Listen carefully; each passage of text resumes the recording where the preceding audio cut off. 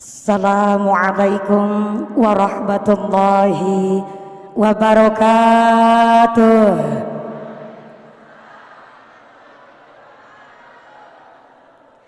Bismillahirrahmanirrahim.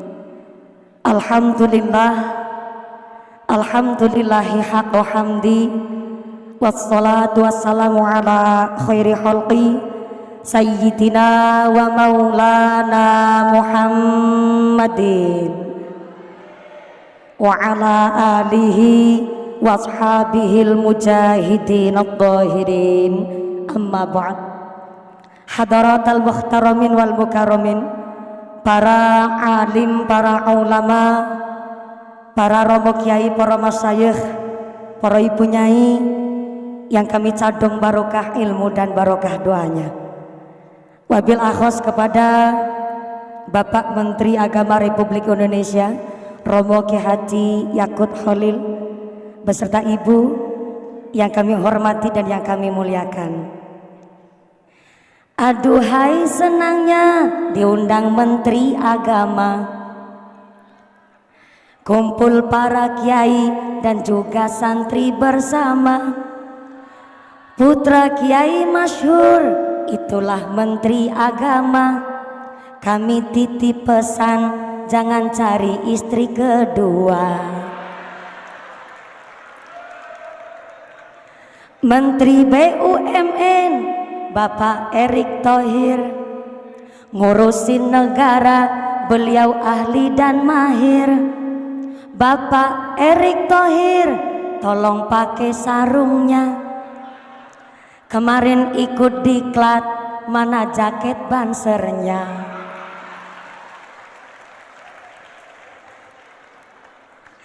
Santri zaman sekarang pinter ngaji dan pinter keren, karena jenderal pendis pengasuh pondok pesantren.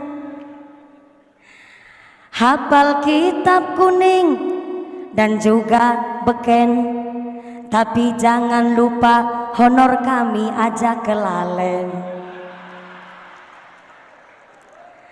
Selamat Hari Santri 22 Oktober. Dari kitab Quran kita hidup bersumber. Kalau cari mantu, santri toat dan pinter. Kalau kurang pinter, minum obat pasang puyer. Kepada panjenenganipun Bapak Menteri BUMN Bapak Haji Erick Thohir yang kami hormati dan yang kami muliakan. Wabillahi khos kepada Direktur Jenderal Pendidikan Islam Romo Kiai Haji Muhammad Ali Ramdhani yang kami hormati dan yang kami muliakan. Wabillahi khos kepada Bapak Menteri dan seluruh staf ahli yang kami hormati dan yang kami muliakan. Wabillahi khos kepada role model saya Romo Kiai Haji Anwar Zahid yang kami cadong barokah ilmunya, yang kami cadong barokah doanya. Wabil akhos kepada seluruh para tamu undangan, Bapak Ibu dan rekan-rekan santriwan santriwati yang mudah-mudahan hasil maqasidana dipari ilmu yang manfaat yang barokah, diijabah segala cita-citanya. Bapak Menteri dan seluruh tamu undangan, adalah suatu kehormatan dan kebanggaan bagi saya dari kampung bisa menepati sowan derek datang ke Kemayoran, dan jujur saja baru baca undangannya saja sudah insecure, gemeter sampai minder, karena ternyata setelah saya baca yang rawuh adalah para menteri dan jajaran staf dan seluruh para kiai-kiai dan para santri di Indonesia. Tapi setelah saya membaca tema Hari Santri adalah berdaya menjaga martabat kemanusiaan, saya mantap dari kampung melangkahkan kaki ke Kemayoran, karena dengan martabat saya sebagai seorang santri, minimal di Kemayoran saya diperlakukan layaknya dan manusiawi.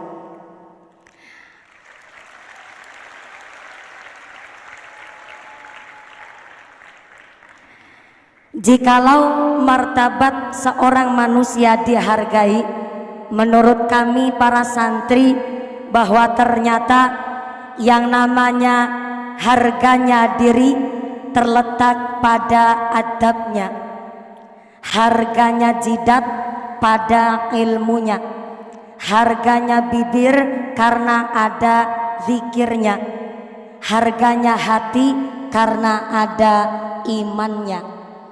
Maka jikalau manusia dihargai sebab badannya, ternyata mohon maaf, yang namanya hewan juga punya harga. Sapi contohnya, semakin gemuk badannya maka semakin mahal harganya.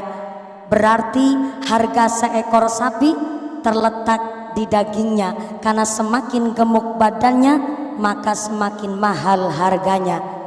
Tapi ada hewan gak punya daging tapi harganya bisa lebih mahal ketimbang harganya sapi. Burung perkutut contohnya. Burung perkutut gak punya daging, tapi harga seekor burung perkutut bisa lebih mahal ketimbang harganya sapi. Berarti harga seekor burung perkutut tidak terletak di dagingnya, tapi terletak di suaranya. Lalu pertanyaannya, di manakah letak harganya manusia? Apakah dari dagingnya? Kalau harga manusia dari dagingnya, maka maaf, silahkan Anda bersaing sama sapi. Maka dari sini, entah yang gemuk, entah yang kurus, jangan berpikir saya sedang body shaming. Entah gemuk, entah kurus, yang rambutnya ikal, yang rambutnya lurus, yang punya banyak duit, yang punya banyak fulus, bahkan ternyata yang kulitnya hitam, yang kulitnya putih mulus. Ternyata Kanjeng Nabi mengangkat harkat martabat kita dengan tulus. Innallaha la yanzuru ila suwarikum wa amwalikum walakin yanzuru ila qulubikum wa a'malikum. Ternyata Allah Subhanahu wa taala menilai manusia bukan dari harga derajat pangkatnya, bukan dari harga bentuk rupanya, bukan dari harga harta bendanya, tapi Allah melihat manusia dari martabat hati nurani dan amal ibadahnya kepada Allah Subhanahu wa taala. Maka hari ini Romo Kiai Haji Anwar Syahid diundang karena ilmunya. Gus Asmi hari ini beserta Syubhanul Muslimin diundang karena santri pandai baca sholawatnya. Jujur saja, saya sampai detik hari ini masih bingung diundang oleh Pak Menteri Agama karena apanya. Maka mohon maaf, untung saja undangan Bapak Menteri Agama tidak ada persyaratan bahwa tamu undangan di hari santri harus berwajah cantik dan ganteng. Coba kalau undangannya bahwa tamu undangan harus berwajah cantik dan ganteng, maaf, hakul yakin saya dan Kiai Anwar Syahid gak mungkin dapat undangan.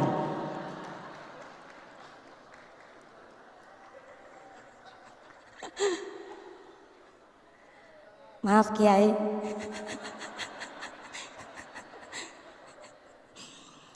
Untung saja di dalam pemerintah Indonesia ini tidak ada peraturan dari pemerintah bahwa membuat undang-undang bahwa yang berparas cantik dan ganteng harus membayar pajak. Kalau yang cantik dan ganteng harus bayar pajak, Gus Asmi bayar pajak, hakul yakin saya dan Kiai Anwar Syahid bebas bayar pajak. Maka dari sini alhamdulillah kemarin telah diresmikan PMA, Peraturan Menteri Agama nomor 73 tahun 2022, bahwa yang namanya bersiul sampai merayu ataupun menatap dengan syahwat termasuk dalam kategori kekerasan seksual.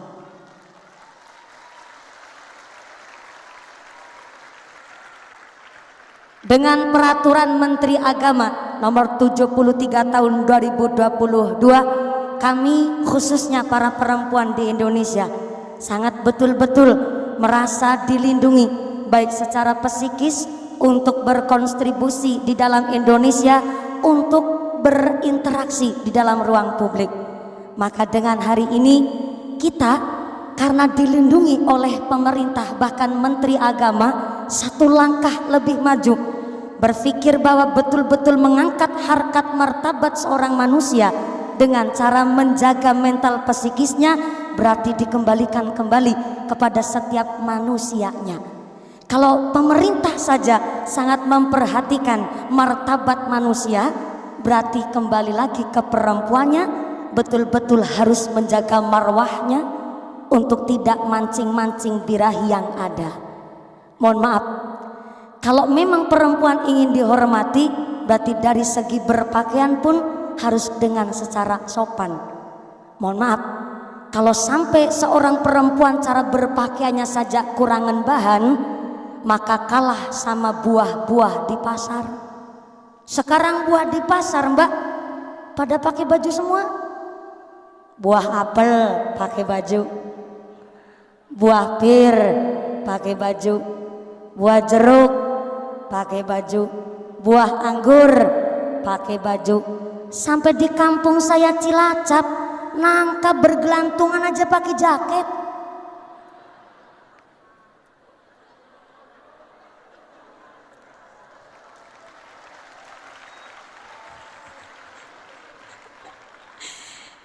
Ibu Menteri Agama, Ibu Emma, di Cilacap nangka bergelantung di pohon saja pakai jaketan. Tapi pertanyaannya, kalau buah nangka di kampung saya aja pada jaketan, kenapa nangkanya perempuan nggak pada di berongsong?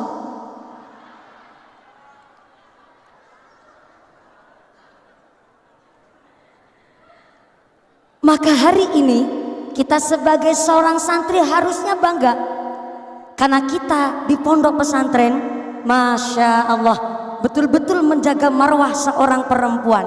Bagaimana santri putra harus betul-betul dipisah dengan santri putri.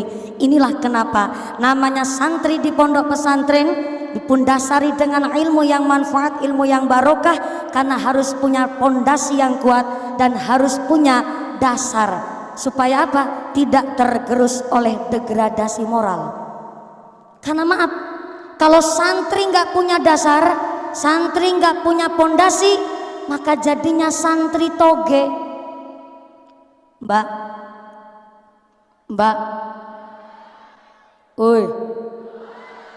Mbak, ada santri namanya santri toge.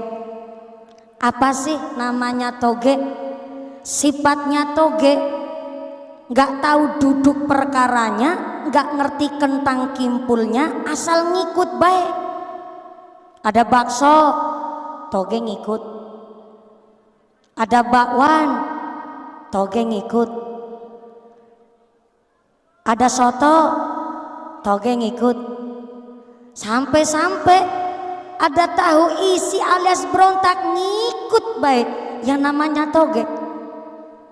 Anjay. Dan ternyata yang namanya toge nggak tahu duduk perkaranya, asal ngikut baik, itu yang namanya toge.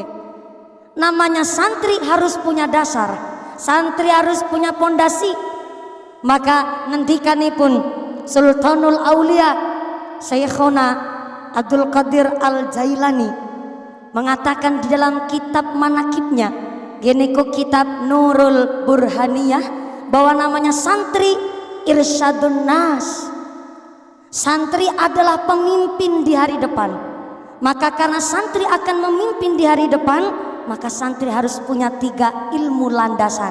Yang pertama, kata Syekh Abdul Qadir Al-Jailani, santri harus punya ilmul ulama, yaitu ilmunya para ulama. Apa saja? Nahwu sharaf, tasawuf, fiqih, tafsir, dan lain sebagainya. Yang kedua, yang namanya santri harus punya ilmu siyasatul mulki. Saya ulang, siyasatul mulki, harus punya ilmu siasah, harus tahu dasar pondasi negara, harus tahu ilmu berpolitik, harus balance antara ilmu ulama dan harus tahu ilmu pendasaran yang namanya suatu negara. Karena ketika seorang santri hanya tahu ilmu fikih tapi tidak mau belajar dan tidak mau melek dengan intelektual, tidak melek teknologi, tidak mau melek dan tidak mau up to date dengan apa yang terjadi di negara, maka bersiaplah akan jadi boneka permainan orang-orang yang hanya ikut politiknya kotor. Dan sebaliknya, kalau hanya seorang santri taunya ilmu politik tanpa didasari ilmu fikih, maka bersiaplah akan memunculkan gerandong-gerandong di masa depan. Apa itu gerandong-gerandong di masa depan? Seorang berpolitik tanpa tahu dasar hukumnya, maka apa baik doyan. Maaf, di Inggris ternyata sedang terjadi krisis ekonomi, sampai para siswa di Inggris penghapus saja dimakan, kertas dimakan karena saking krisisnya. Di Indonesia tidak ada krisis moneter, tapi ternyata ada orang yang berpolitik tapi tidak tahu dasar hukumnya, maka ternyata terciptalah gerandong-gerandong, aspal diuntal, semen diuntut, sampai-sampai wesi dileg, sampai serandal bedoyan.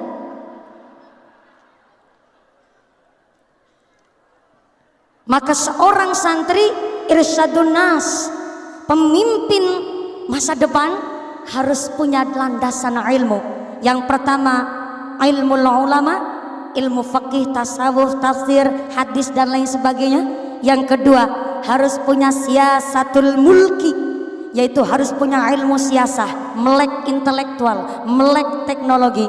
Dan supaya balance, supaya seimbang, maka seorang santri betul-betul harus punya hikmatul hukama, harus punya ilmu hikmah. Namanya santri biasa puasa dalail, biasa puasa nyerowot, biasa puasa Senin Kemis, jam 2:30 pagi sudah dibangunin sholat tahajud untuk qiyamul lail.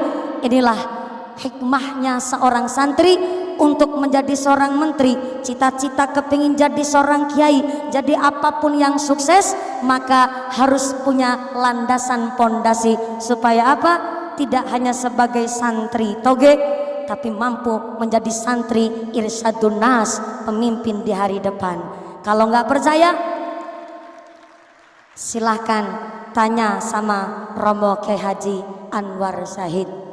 Beliau dari tadi merem bukan karena ngantuk, tapi lagi ngebatin. Santri ceramah kelamaan, kul wailek suwen.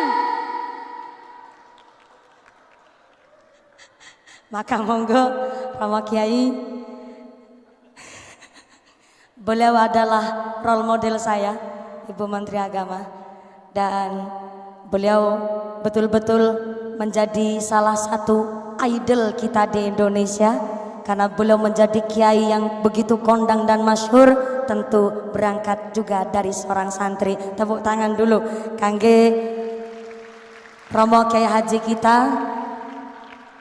Dan sepertinya termasuk sesuai dengan batinnya Romo Kyai Haji Anwar Zahid, kulu hailik jangan kesuwen, karena justru saya juga sangat mengharapkan dawuh-dawuh beliau. Dan terima kasih kepada Bapak Menteri Agama telah memfasilitasi saya ikut derek sowan wonten ing hari santri menika. Terima kasih Bapak Erick Thohir, Bapak Wakil Menteri Agama, dan seluruh para staf. Oh, hari ini juga kerawan Bapak Menteri Sandiaga Uno. Terima kasih. Segerawuh, alhamdulillah. Dan Bapak Azwar Anas, Menteri ARB.